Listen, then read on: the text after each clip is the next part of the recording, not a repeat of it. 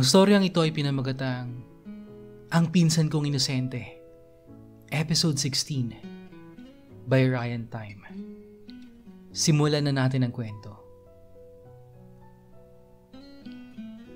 Araw ng pahinga ko noon at hinihintay si Jake na mag-online para mag-Skype kami.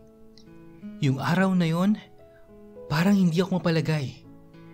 Lalo lamang ako naging discomfort nang hindi pa din nag-online si Jake. Ano kayang nangyari? Wala naman siyang sinasabing may lakad siya. Inilaan namin ang araw na ito para makapag-usap kami. Nagpapap ang message ni Jessica. Kuya Rai! Si Kuya Jake! Sabi niya sa chat. Kinabahan ako. Bakit? Asan ba si Jake? Nasa ospital siya. Parang tumigil ang mundo ko nang mabasa ang message ni Jessica. Labis sa takot, pagkabahala at pag-alala. Punong-puno ng katanungan ng utak ko. Ano ang nangyari kay Jake? Bakit siya nasa ospital? Okay lang ba siya? Sinabi ni Jessica ang lahat sa chat. Nabigla ako. Hindi ko alam kung maluluha ako o magagalit sa nalaman. Para akong baliw kakaisip. Hindi maaari ito. Hindi.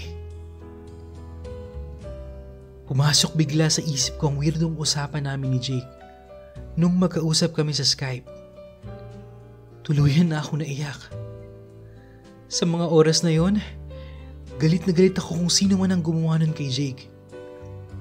Gusto ko silang makita upang pahirapan at pagpapatayin. Pero puno pa din ang katanungan kung bakit nangyari sa kanya yun. Naisip ko din na hindi kaya ay lihim na ulit nagbibisyo si Jake. Pero sa tingin ko hindi eh. Dahil madalas naman kami magkausap at hindi ko nararamdaman na gumagamit ulit siya. Hindi kayang magsinungaling sa akin ni Jake.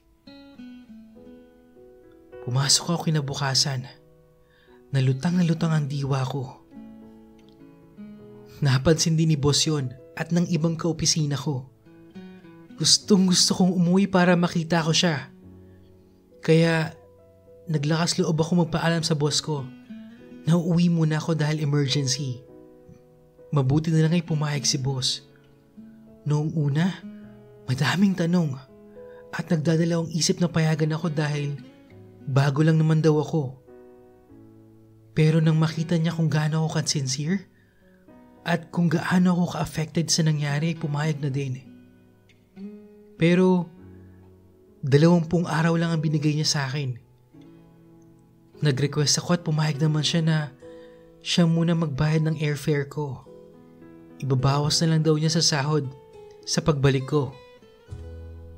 Kinabukasan ng 11:00 ng gabi ang flight ko. Parang gusto kong madali ng eroplano. Kaya nang makalapag na kami ay nagmadali akong makalabas ng airport. Tinawagan ko si Jessica. Dadalhin na daw si Jake sa bahay nila. Agad akong pumarang ng taxi upang dumiretso sa bahay nila. Hindi pa ako handa sa makikita kong Jake. Hindi ko pa rin mapigilang hindi umiyak ng palihim. Si tita ang nagbukas ng gate para makapasok ako. Nang tuluyang makapasok, nadatnan ko ang ilan sa mga tropa namin. Isa na doon si Enzo. Yumakap ako saglit kay Enzo at nakipagkamay sa ibang tropa namin. Alam na din naman ni Enzo na uwi ako kaya hindi na siya nagulat. Nasa kwarto, Bok, nagpapahinga. Si Jake ang tinutukoy niya. Sige, puntahan ko lang, Bok. Saka ko sila iniwan at dumiretso ng kwarto ni Jake sa itaas. Mabigat ang loob kong binuksan ang pinto ng kwarto niya. Mas lalong bumigat nang makita ko siya. Natutulog. Bugbog sarado ang muka. May benda sa bewang na may konting mansya ng dugo. Nagaya nga ng sabi ni tita, nasaksak siya sa tagiliran. Mabuti na lamang dahil wala na puro na vital organ. Lumapit ako sa kama nang natutulog na si Jake. Umupo ako sa upuang nasa tabi nito. Pinagmasdan ko ang mukha niya.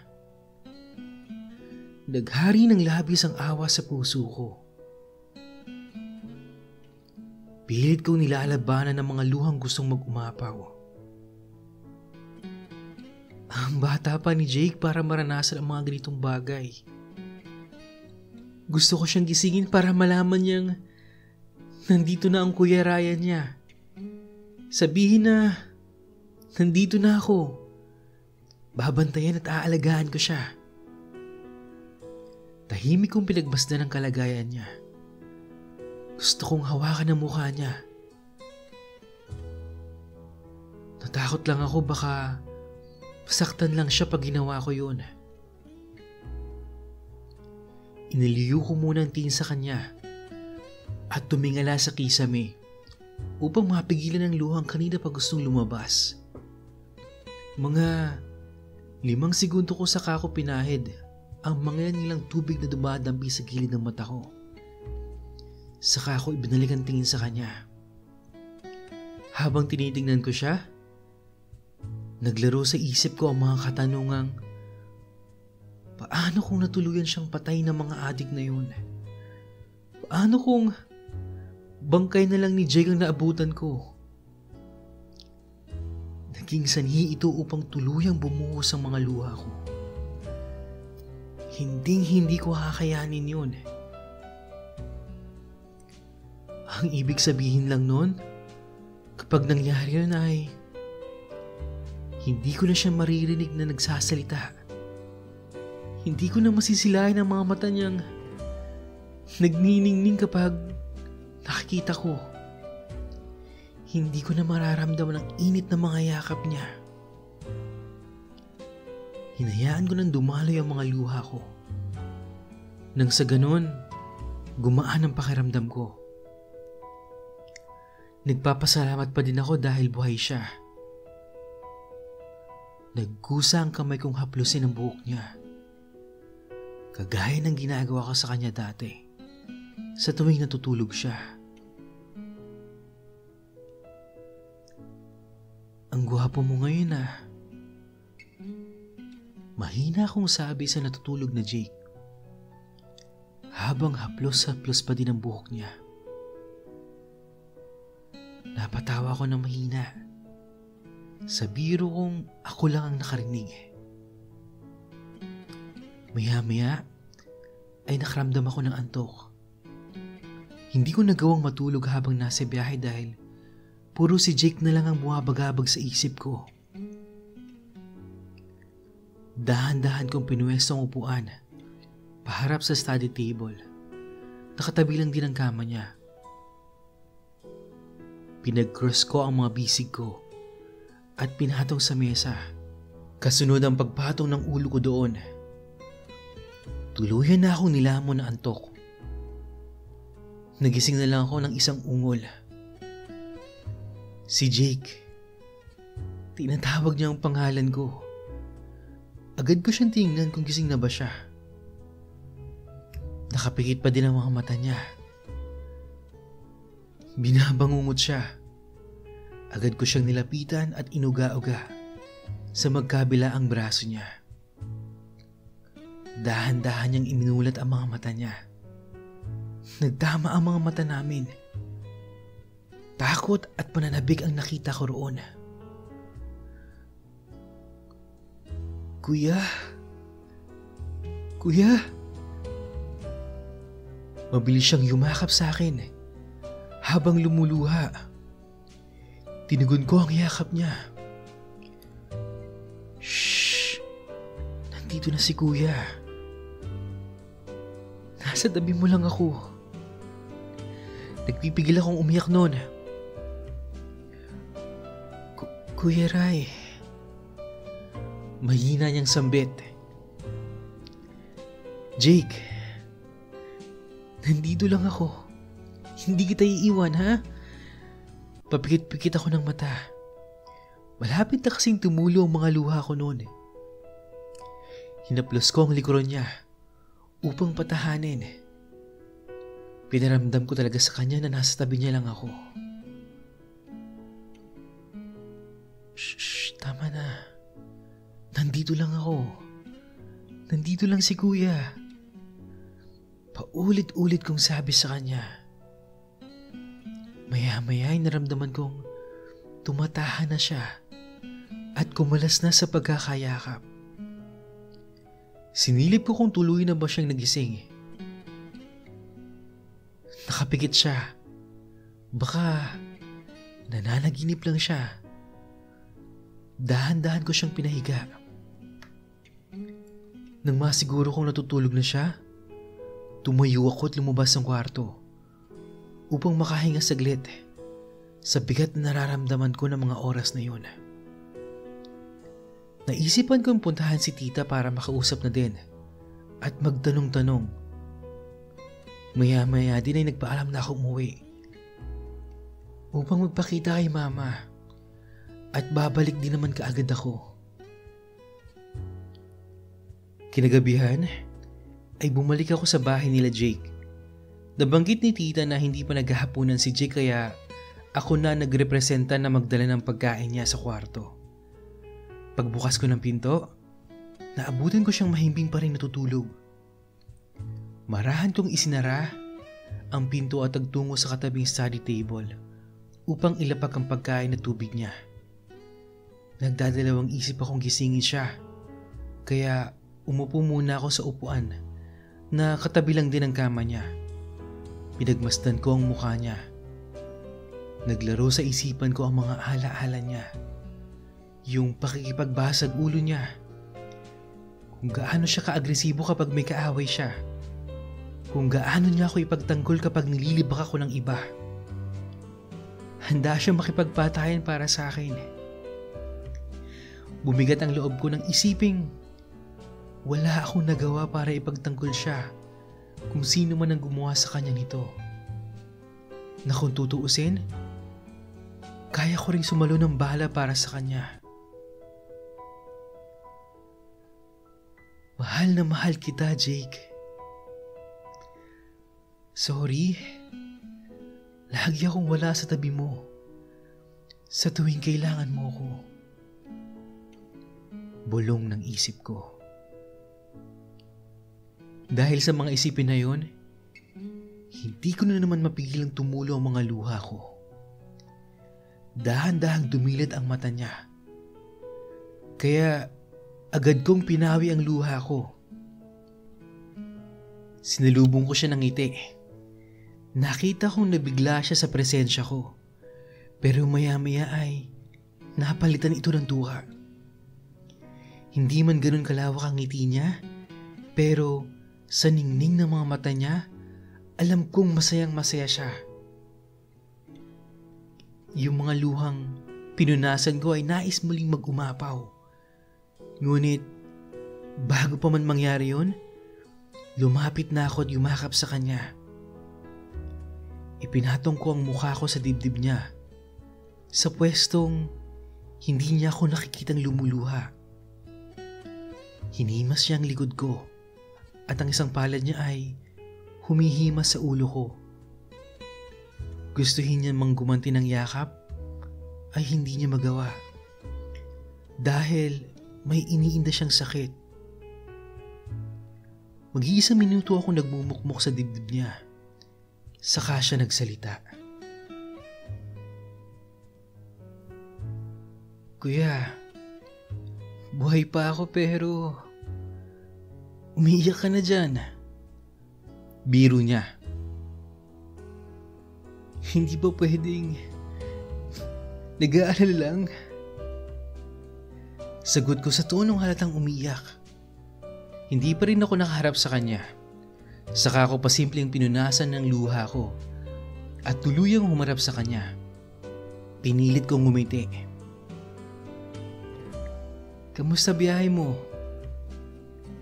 Pilit niyang pagsisimula ng usapan. Sa mahinang boses. Nahihimigan ko ang iniinda niyang sakit sa tuwing nagsasalita siya. Okay lang, Jake. Huwag ka muna magsalita. Hindi mo pa kaya. Saka ko inabot ang pagkain na nasa mesa. Sumalok gamit ang kutsara. Ito, kumain ka muna. Ngiti lang tugon niya noon. Saka ko siya dahan-dahang sinubuan. Namarahan niya namang inunguya. Pagkakuha ay biglang, ang sweet naman ng boyfriend ko. Biro niyang nakangiti. Nabigla ako sa narinig ko. Kaya napakunot ako ng noo at tinignan siya ng masama. Uy, ano? Magtigil ka nga. Boyfriend ka dyan. Marinig ka pa ng mama mo. Mayayari ka. Hindi ka pa nabibigla sa sinasabi mo? Paninermon ko. Nakakabigla din naman talagang sinabi niya. First time kong marinig na manggaling sa kanyang salitang yan. At hindi ko rin inaasahan na magbibiro siya ng ganun. Hindi ko nga alam kung kinilig ako o kinilabutan. Hindi naman sa ayaw ko. Marahil, hindi lang ako sanay. Mas sanay akong kuya ang tawag niya sa akin. Sapat na sa akin yung alam namin yung nararamdaman namin para sa isa't isa.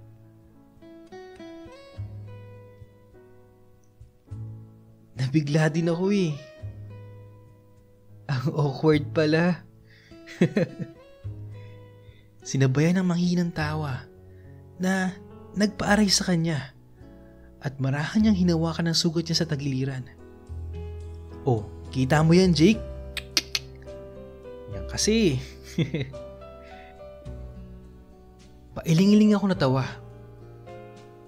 Oh, isubo mo na lang to. Tukoy ko sa kutsara may lamang pagkain. Ang alin kuya? Muli siyang tumawa na may kasamang pag-aray. Narealize ko ang salitang nasabi ko na isubo mo na lang to. Ginawan pala niya ng bastos na kahulugan. Ay gago! Natawa na lang ako na napamura sa kanya. Sabay salpak ng kutsara sa bibig niya. Muli na naman siyang natawa at naging sanhi ng pagkasamid niya. Nagtalsikan tuloy yung mga kinain niya. Sa pagkakataong ito, sa alitan ng pagtawa at malakas na pag-aray ang lumalabas sa bibig niya. Natatawa man ay dali-dali kong inabot ang basong may tubig sa bibig niya. Kaagad niyang ininom ito. Sige pa. Magpatawa ka pa. Pailing-iling akong napapangiti. Patuloy ko lang siyang sinubuan hanggang halos maubos na yung pagkain niya. Inintay ko lang maubos yung inunguya niya para maisubo ko sa kanyang huling pagkain na nasa kutsara. Nang bigla siyang magseryoso at tinitigan ako na ipinagtaka ko. Oh, bakit Jake? Tanong ng pagtataka habang tinitignan ng seryoso niyang mukha. Maya-maya ay ngumiti siya na mas lalo kong pinagtaka. Okay ka lang ba? Tanong kong naguguluhan sa asta niya. Umiwas siya ng tingin pero nakangiti pa rin. Bakit nga? Ulit ko nun. Wala naman. Masaya lang ako, kuya. Nakangiti pa rin siya ngunit hindi nakatingin sa akin. Napangiti na lang din akong tinitignan siya. Nakaramdam ako ng sobrang saya sa sinabi niya. Alam ko kung ano yung ibig niyang sabihin. Masaya siya at nasa tabi niya ako. Nakakailang pa rin yung ganitong pakiramdam pero napaka-fulfilling. Miss kita. Patuloy siyang nakangiti na hindi pa rin tumitingin. Tipid ngunit ubod ng tamis na salita. Pakiramdam ko noon, isa akong teenager. Feeling ko nga, nagbablush yung mukha ko dahil nag-iinit na naman ito. Sa kagustuhan kong itago ang ngiti na yon ay yumuko ako. Oh, ngiti-ngiti ka dyan ah. Pang-aalas ka niya. Nakatingin na pala siya sa akin. Kunwari, hindi ko pinansin yung sinabi niya. Natamemi ako.